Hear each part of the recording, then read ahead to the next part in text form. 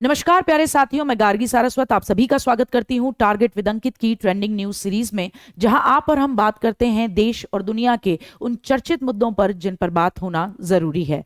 कल यानी 16 अक्टूबर 2023 को माननीय इलाहाबाद हाई कोर्ट का एक फैसला आया जिसे दो जजेस की बेंच ने दिया, जिनमें से एक हैं अश्विनी कुमार मिश्रा जी और दूसरे हैं सैयद आफताब हुसैन रिजवी साहब। उन्होंने निठारी कांड के, जो कि नोएडा का ही नहीं पूरे भारत का एक चर्चित मुद्दा रहा 2006 में, उसके दो आरोपी सुरेंद्र कोहली और मुनिंदर सिंह पंढेर की जो फांसी की सजा थी उसे खत्म करते हुए उन्हें बरी करने का आदेश दिया और कहा कि ये हमें सबूतों के अभाव में करना पड़ रहा है, यानी कि सबूत नहीं है कि ये दो लोग दोषी हैं। मैं आपको पूरा घटनाक्रम बताती हूँ। कहानी शुरू होती है 2004 से। निठारी गांव है नोएडा के सेक्टर 31 के पास। वहां से कुछ बच्चे जो कि नाबालिग थे, किसी की उम्र 6, किसी की 8, 10, 14 साल, ये बच्चे दोपहर के समय गायब होने लगते हैं, जो खेलने के लिए या स्कूल से घर आते समय गायब होने लगे थे। जब माता पिता पड़ोस के पुलिस स्टेशन यानी सेक्टर 31 के थाने में जब भी कभी रिपोर्ट दर्ज कराने जाते तो पुलिस इस बात पर कभी ध्यान नहीं देती। पुलिस ने जितनी भी एफआईआर रिपोर्ट्स दर्ज कर भी ली तो उनमें कभी भी संज्ञान लेने की कोशिश नहीं की, सीरियस प्रयास करने की कोशिश नहीं की, क्योंकि उनमें दो चीजें सभी में बड़ी कॉमन थी केसेस में। कि एक तो मुद्दा ये था कि भाई सभी बच्चे दोपहर के समय अमूमन 1 से 4 बजे के बीच में गायब होते थे, और वो D5 एक कोठी थी वहां, उसके अड़ोस पड़ोस ही उन्हें आखिरी बार देखा जाता था। पुलिस सोती रही, कोई दिक्कत ही नहीं थी, पुलिस को आराम से अपने से मतलब था और बच्चे गायब होते रहे। कई बच्चे गायब हुए, 19 के करीब बच्चे गायब रहे। फिर घटना को एक साथ ही बूम मिलता है जब 7 मई 2006 को एक बालिग लड़की पायल नाम की रिक्शे से D5 कोठी के बाहर आती है। D5 कोठी का मालिक बता दूं मुनिंदर सिंह पंढेर था, जो कि एक जेसीबी का विक्रेता और खरीदार था, पंजाब से बिलोंग करता था, और 2004 में उसकी पत्नी और बेटा दोनों पंजाब में रहने लगे थे और वो अपने नौकर सुरेंद्र कोहली के साथ D5 कोठी, जो कि सेक्टर 31 में है नोएडा के, वहां रहता था। तो खैर लड़की जब पायल आती है तो वो रिक्शे वाले को ये कहती है कि मैं जरा काम से जा रही हूं अंदर, रुको मैं थोड़ी देर में वापस आती हूं, तभी मैं तुम्हें क्या दूंगी, किराया दूंगी। तो रिक्शे वाला वहीं रुक जाता है। लड़की अपने घर वालों को ये कह के आई थी कि मुझे मुनिंदर सिंह पंढेर काम दिलवाने वाला है। लड़की लौटती नहीं है, तो इतनी देर में रिक्शे वाले को झुंझलाहट होने लगती है कि काफी देर से खड़ा हूं और आ नहीं रही। तो वो ऐसे में बाहर खड़े हुए सुरेंद्र कोहली से पूछता है, जो कि गेट पे ही पहरा दे रहा था, कि भाई लड़की को भेज दीजिए या फिर मेरा भाड़ा दिलवा दीजिए। तो सुरेंद्र कोहली रिक्शे वाले को कहता है कि लड़की तो जा चुकी है। इस बीच दोनों के बीच में काफी बहस होती है कि मैं तो इतनी देर से यहां खड़ा हूं, लड़की कैसे चली गई। फिर वो उसको भगा देता है सुरेंद्र कोहली। उसके बाद लड़का जो वो रिक्शे वाला जो था, वो ये सोच के पायल के घर चला जाता है कि मैं घर से ही भाड़ा ले लूंगा। लेकिन वहां जाके वो लड़की के पिता को बताता है कि भाई आपकी बेटी तो आई नहीं, भाड़ा दो। लड़की के पिता भी बड़ा सकपका जाते हैं कि बेटी तो यहां पे भी नहीं आई है। रिक्शे वाला पूरा वाकया बता देता है जो बिल्कुल कोठी के बाहर घटा। उसके बाद लड़की के पिता, पीड़िता के पिता, पड़ोस के थाने के पास पहुंचते हैं शिकायत दर्ज कराने के लिए, लेकिन पुलिस उनको भगा देती है फटकार के। फिर उसके बाद वो काफी समय तक की जिद्दोजहद करने के बाद जून 2006 में जो वरिष्ठ पुलिस अधीक्षक थे उस समय पे नोएडा के, पीयूष पुडरिया साहब, उनके पास पहुंचते हैं। ऐसे में फिर पुडरिया साहब आश्वासन देते हैं कि ठीक है, एफआईआर भी लिखी जाएगी और इन्वेस्टिगेशन भी होगी। इन्वेस्टिगेशन शुरू होती है दिसंबर 2006 में। एक लंबा समय बीत गया है, मई से लेकर दिसंबर 2006 आ चुका है। इन्वेस्टिगेशन शुरू होती है तो घर तक पहुंचा जाता है, कोठी तक पहुंचा जाता है। अड़ोस पड़ोस के लोग भी पुलिस वालों को बताते हैं कि यहां से बच्चे गायब हो जाते हैं। तो फिर उसके बाद पीछे की तरफ का एक नाला था जो कि D5 कोठी के जस्ट पीछे था।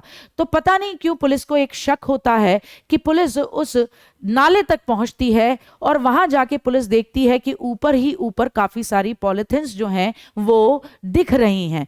तो पुलिस कैसे भी करके कि भाई कोई सबूत तो मिले, उस नाले में से कुछ पॉलिथिन्स को निकलवाती है। और उसके बाद पुलिस ही नहीं पूरा देश दहल जाता है, क्योंकि उन पॉलिथिन्स के साथ साथ नीचे से बोरे भी निकलते हैं जिनमें मानव कंकाल, खोपड़ी, अध जले हुए अंग और साथ ही साथ आधे खाए हुए अंग और कपड़े मिलते हैं, जो जो कि गलने से बच गए थे। इसके लिए फॉरेंसिक टीम से लेकर जितने भी इंजीनियर थे उन सब ने उस नाले के नीचे तक से बोरों को बरामद किया था, क्योंकि हैवी जो अंग होते हैं या जितना भी हैवी मटेरियल होगा वो नीचे चला जाएगा। और ऐसा ही शायद सुरेंद्र कोहली और मुनिंदर सिंह पंढेर ने भी सोचा होगा। फिर इस बात को ध्यान में रखते हुए जब इतने सारे नरकंकाल हड्डियां मिल रही थी, वो भी मानव की, साफ दिख रहा था, तो उसके बाद फॉरेंसिक टीम को बुलाया जाता है कोठी में सबूतों की जांच करने के लिए। और पाए जाते हैं कई सारे स्कूल बैग, जूते, कपड़े। इससे यह चीज तो पता थी कि यहां कुछ कृत्य हो रहा है। अब बुलाया जाता है सुरेंद्र कोहली को। वो पुलिस के सामने पहले तो करता है आनाकानी और उसके बाद वो कहता है कि ठीक है, मैं बताता हूं सच सच।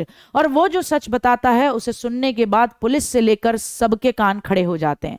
सुरेंद्र कोहली ने पुलिस के सामने अपने बयानों में यह कहा था कि वो लोगों को या बच्चों को बुलाकर बच्चों के प्रति आकर्षित होता था, बच्चों को बुलाता था टॉफी के बहाने, दोपहर में वो टॉफी का पैकेट लेकर D5 कोठी के बाहर खड़ा रहता था, बच्चों को बुलाकर उनका बलात्कार करता, फिर उनका मुंह दबाकर, गला दबाकर उन्हें जान से मार डालता था और उसके बाद उनके कुछ अंगों को खा भी लेता था, क्योंकि उसे किसी तांत्रिक ने कहा था कि इससे उसकी सेक्सुअल पावर बढ़ जाएगी। और उसने कई सारे बच्चों को मारा है, कई सारी बच्चियों को मारा है और उनको मारने के बाद उनकी बॉडी के हिस्सों को कुछ को खाया है, कुछ को जलाया है और बाकी सारी चीजें पीछे नाले में फेंक दी हैं। उसमें उसने नाम लिया मुनिंदर पंढेर का भी, कि मुनिंदर पंढेर कॉल गर्ल्स को बुलाता था और मैं उनके साथ, पहले वो उनके साथ फिजिकल रिलेशन बनाता था, फिर मैं भी धीरे धीरे बच्चे और लड़कियों को मुनिंदर सिंह पंढेर के पास लाने लगा। पहले वो उनका रेप करता, फिर मुझे सौंप देता, मैं रेप करता, फिर मैं उन्हें जान से मार देता। ये सारी बातें सुनने के बाद अच्छों का दिमाग चकरा सकता था। और उसके बाद जब फॉरेंसिक टीम से लेकर पुलिस प्रशासन ने जब बहुत भयंकर तरीके से पता लगाने की कोशिश की कि जितने सबूत मिल सके, क्योंकि एक लंबा समय बीत चुका था, इस बात को समझना होगा आपको। 2004 से घटनाएं चल रही हैं और पहली घटना जो संज्ञान में लाई गई वो भी थी 7 मई 2006 की, लेकिन पुलिस ने उस पर भी ध्यान नहीं दिया। तो दिसंबर 2006 में जाकर क्या हो रहा है, फॉरेंसिक टीम आ रही है और चीजें पता लग रही हैं। तो ऐसे में बहुत सारे सबूत जो थे वो मिट चुके थे, क्योंकि जाहिर सी बात है बड़ा लंबा समय बीत चुका था। जब पुलिस मौके पर पहुंचती है तो स्थानीय लोग, लोकल लोगों ने पुलिस पर पथराव किया था, क्योंकि उन्हें गुस्सा था और होना भी चाहिए। तब से कहां सो रही थी पुलिस, जब 2004 से लोग इस बारे में शिकायत कर रहे थे। बात यह थी कि मुनिंदर सिंह पंढेर एक किस्म का अय्याश व्यक्ति था, जिसके पास पड़ोस के पुलिस सेक्टर के थाने के जो पुलिस वाले थे वो भी पहुंचते थे, शराबें पीते थे और अय्याशियां करते थे। जब ऐसे रिश्ते हों तो कोई किसी पे हाथ डालेगा ही क्यों। तो यही एक मामला रहा। अगर शुरुआत से ही पुलिस ने ध्यान दिया होता तो इस मामले में इतने सारे बच्चों की जान बचाई जा सकती थी और सही समय से इस तरीके की मनोविदलता वाले लोगों को, जिनका दिमागी तौर पर संतुलन बिल्कुल बिगड़ा हुआ है, उनसे बचाया जा सकता था। लेकिन फिर इतना सब कुछ होने के बाद सीबीआई को जांच दी जाती है, क्योंकि महसूस होता है पुलिस ढंग से कार्यवाही नहीं करेगी जब पहले ही नहीं की।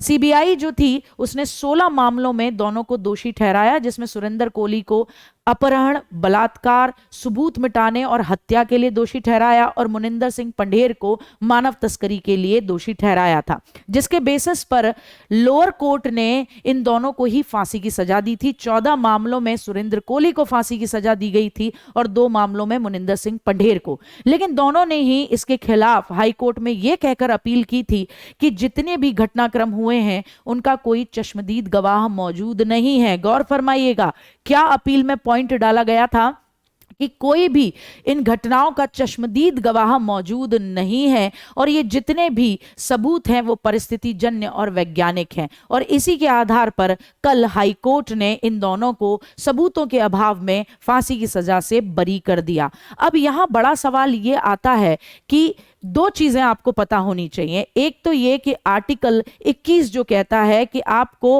अपराधों के संबंध में दोष सिद्धि से संरक्षण है, यानी न्यायालय या पुलिस कस्टडी में दिया गया बयान कभी मायने नहीं रखता, सबूत मायने रखते हैं। तो पुलिस ने क्यों लापरवाही की, क्यों ठोस सबूत नहीं जमा कर पाई?